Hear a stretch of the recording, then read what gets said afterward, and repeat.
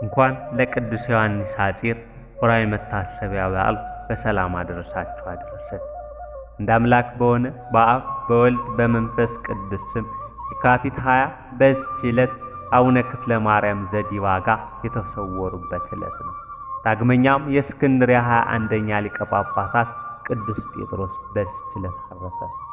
አዝማሪው ቅዱስ ፊልሞን በሰማዕትነት አረፈ። የካቲት 20 በዚች ዕለት አቡነ ክፍለ ማርያም ዘዲባጋ የተሰወረበት ዕለት ነው። እኒህ ቅዱስ ትውልዳቸው እንደርታ ሲሆን በ14 ዓመታቸው መንኩሰው መንነው በቅተው ሲኖሩ በአንድ ወቅት ወደ አክሱም ሄዱና ወላጆቻቸው ካሉበት ደረሱ። ከቅዳሴ በኋላ መበለት ቆርሶ ሲያድሉ ወላጅ እናታቸው ከስተውና ጠቁረው ስላዩአቸው ለእናታቸው አዳልተው በብዝ ሰጧቸው። እናትየው ግን ጻድቁ የሰሩትን አያውቁም ነበርና ጻድቅ ከብቃታቸው የተነሳ መና ከሰማይ እየወረደላቸው ከዓለማት ላይ ውሃ እየፈለጉ ይጠጡ ነበር። አድሎ ስላደረጉ ግን በዚህ ድርጊታቸው እግዚአብሔር ተቆጥቷቸው የሰጣቸውን ይህን ጸጋቸውን ነሳቸው። አቡነ ክፍለ ማርያምን ይህን ባወቁ ጊዜ ወዮልኝ ወዮታ አለብኝ ብለው ከሰው ሳይገናኙ ዋሻ ገብተው ድፍን 11 ዓመት በልቅሶና በዋይታ እግዚአብሔርን ለመኑ። በኋላም እግዚአብሔር ይቅር እንዳላቸው ነገራቸውና የቀደመ ጸጋቸውና ክብራቸውን መለሰላቸው። ስለ ዘረኝነት አስከፊነትም በብዛት አስተማሩ።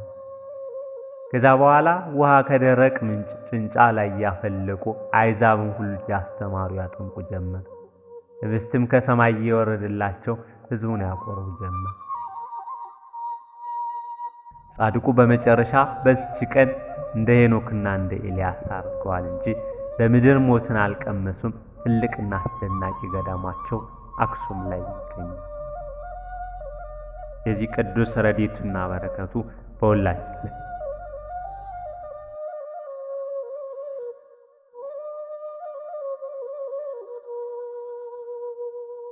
ዳግመኛም በዚች ዕለት የከበረ አባት የእስክንድርያ ሊቀ ጳጳሳት ጴጥሮስ አረፈ።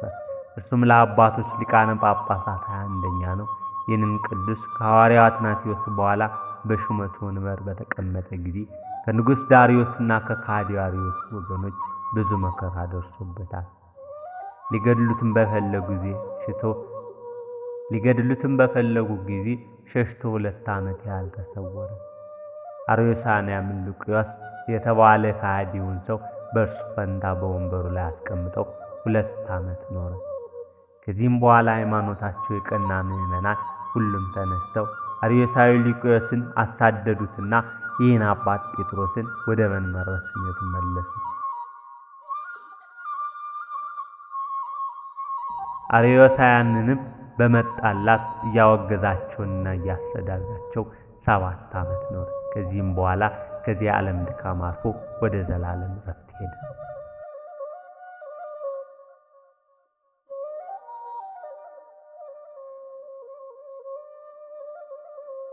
ዳግመኛም በዚች ዕለት መኮንን አርያኖስን የሚጫወተው አዝማሪ ፊልሞን በሰማዕትነት አረፈ። በአንዲትም ዕለት አርያኖስ አናጉስጢስ አስቃሎንን ጠርቶ ለአጵሎን ሰዋል። አስቃሎንም ወደ ፊልሞን ሂዶ በእኔ ፈንታ ብትሰዋ 4 የወርቅ ዲናርን እሰጥሃለሁ አለ። ፊልሞንም ልብስን ስጠኝና ተሸፋፍኜ በአንተ ፈንታ ሰዋለሁ አለ። በገባም ጊዜ አውቀውት ምን ሆን ካሉት ፊልሞንም በክርስቶስ የማምን ክርስቲያን ነኝ አላቸው። አርያኖስም በሕይወት እንድትኖር ለአማልክት ሰዋል። ፊልሞንም በክርስቶስ ስም ከመሞት በቀር ሕይወት የለኝም አለ። አርያኖስም ጥምቀትን ሳታገኝ ፈጥኜ እገድልሃለሁ፣ ተስፋህን ታጣለህ አለ። ፊልሞንም ሰምቶ የክርስትና ጥምቀትን ያድለው ዘንድ ወደ እግዚአብሔር ጸለየ። በዚያን ጊዜ ከሰማይ ብሩህ ደመና መጥቶ አጠመቀ። አርያኖስም አፍሮ ቢመለስ ብሎ 3 ወታደሮች እንዲጽፍ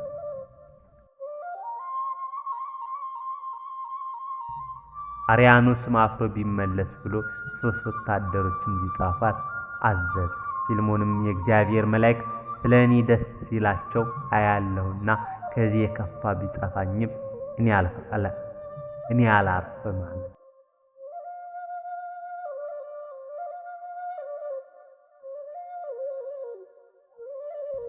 አርያኖስም ባለው ግንድ ላይ ሰቅለው በፍላጻዎች ይነድፉት ዘንድ አዘዘ። ነገር ግን ምንም የነካው የለም። ፍላጻውም እንዳልነካው ለአርያኖስ ነገሩ። ዳግመኛም እርሱ እንደቆመ ይነድፉት ዘንድ አዘዘ። አንዲቱም ፍላጻ ተመልሳ የአርያኖስን ዓይን ነድፋ አሳወረች። በዚያን ጊዜ ከተሰቀለበት አወርደው ከአናጉስጢስ አስቃሎን ጋር ራሱን እንዲቆርጡ አዘዘ። ገድላቸውንም ፈጽመው የሰማዕትነት አክሊልን ተቀበሉ። መኮንንም በፍላጻው ሕመም በተሰቃየ ጊዜ በቅዱሳን ደም ወስዶ ከዓይኑ ውስጥ እንዲጨምር ሰዎች መከሩ። ይህንም ሲያደርግ ዳነ። በክብር ባለቤት በጌታችን ኢየሱስ ክርስቶስ ማመነ። እስረኞችንም ሁሉ ፈታቸው። እርሱም መጋቢት 8 ቀን በዲዮቅልጥያኖስ እጅ በሰማዕትነት አረፈ። ለእግዚአብሔር ምስጋና ይሁን። እኛንም በከበሩ ቅዱሳን ጸሎት ይማረን። በረከታቸውም ለዘላለሙ ከኛ ጋር ትኑር ለዘላለሙ አሜን።